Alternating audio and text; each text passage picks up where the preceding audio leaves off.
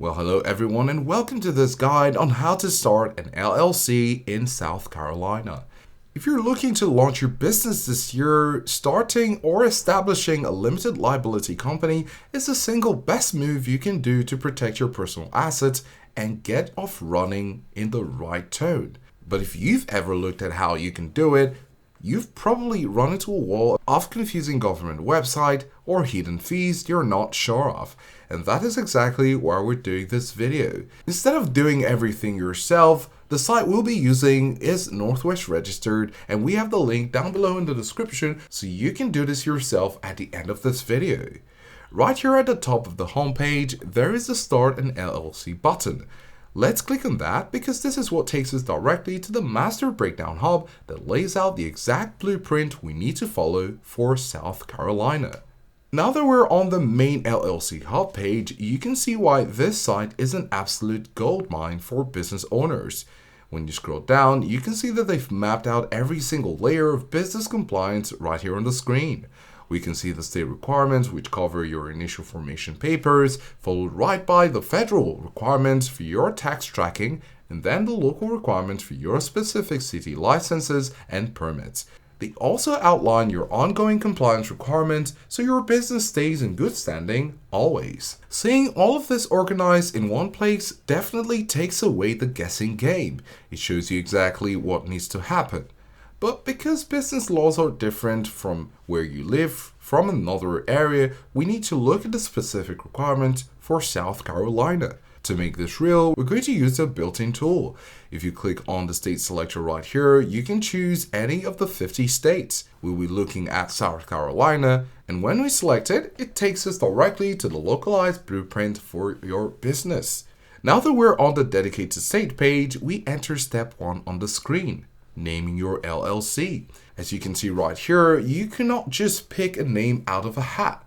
Legally, your name must be distinguishable completely from any other entity registered in the state. This means that if a business already exists in the state database called Palmetto Consulting, you can't just turn around and name yours Palmetto Consulting 1 or Palmetto Consulting Group. That will definitely flag that and reject your filing instantly.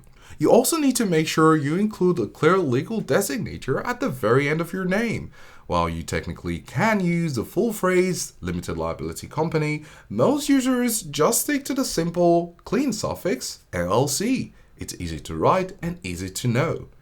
To see if your dream brand is actually available and open for registration, you have to run it through the state official business search portal, which Northwest handily links you right from this page.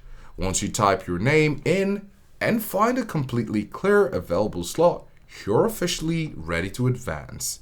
Now, right below, we get to step 2, which is securing your domain name. While this is crucial for building your actual website storefront later on, the second you lock down your brand name online, you will immediately face a much bigger hurdle regarding your personal privacy. And that brings us right to step 3, appointing a registered agent. Now, by law, every single LLC is required to list a registered agent with a physical street address in the state who can accept legal notices during standard business hours. Now, here is a massive snare that catches most first-time business owners. The state will allow you to list yourself as your own agent. But if you do that, the physical address you provide, which is usually your home address, becomes a matter of permanent public record. This means that anyone from marketers to angry solicitors can actually look up where you live. This is where Northwest Primary Service acts as a complete privacy shield. If you look at how they break down their service right here, hiring their team means their professional corporate address goes onto the public state forms instead of yours. They receive your official mail, scan it securely, and upload it to your private portal, thus keeping your home address completely off the grid and private. Now, once your privacy is locked in, you move to step 4, which is officially creating the business by filing the formation document. In South Carolina, this form is called the Articles of Organization, and this document is what officially gives birth to your LLC at the state level. Now, every state has a mandatory non-negotiable state filing fee to process this paperwork. For South Carolina, the base fee is $110, but if you file online through the state's business entity system for faster processing, they add a $15 electronic access fee, making the mandatory state fee exactly $125. If you're doing this yourself, you have to pay that upfront to the Secretary of State. But as the page notes, if you want to completely avoid the headache of filing out government forms incorrectly, which can cause weeks of delays, you can actually click the Hire button on this page. Northwest will handle the entire filing for you for just $39 plus that mandatory fee, ensuring it's done right the first time. If you're finding this method of registering your LLC easy and stress-free, don't forget that we have the link to Northwest Registered Agent in the description below so you can secure that $39 rate directly. Now, after the state approves your filing, you move to step 5, setting up your operating agreement. If you read the description right here, you see that this is an internal document that acts as the constitution of your company. It outlines who owns what percentage, how profits are split, and how major decisions are made. Even if you're 100% a single member, solo entrepreneur, you absolutely need this document. It does serve as the legal proof that your LLC is a separate entity from you personally. This separation is what lawyers call the corporate veil.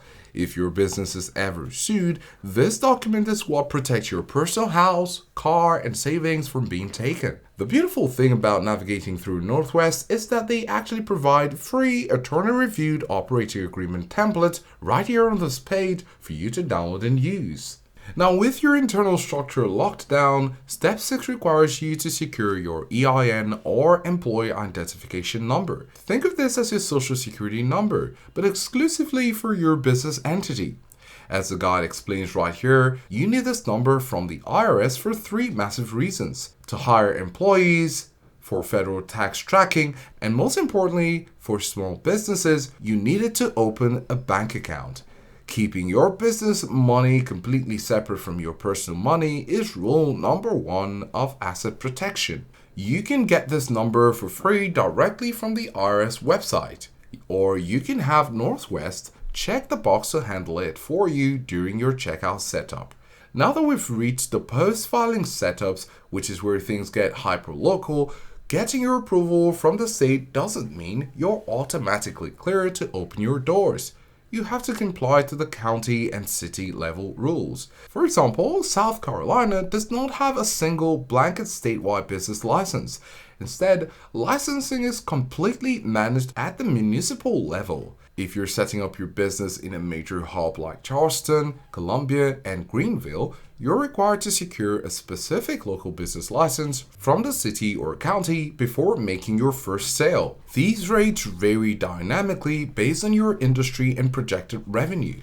Failing to look at these local steps can result in fines, so always ensure you cross-reference your specific business address. Finally, we hit our ongoing maintenance, keeping your business alive year after year. Now, failing to maintain these state compliance requirements means you could lose your company's good standing along with your personal liability protection. An LLC is definitely not a set it and forget it asset. But if you look at how cleanly Northwest breaks it down, South Carolina actually gives small business owners an incredible break. For a standard LLC, taxed as a pass-through entity or partnership, South Carolina is one of the rare states that requires 0 annual reports or corporate franchise taxes at the state level.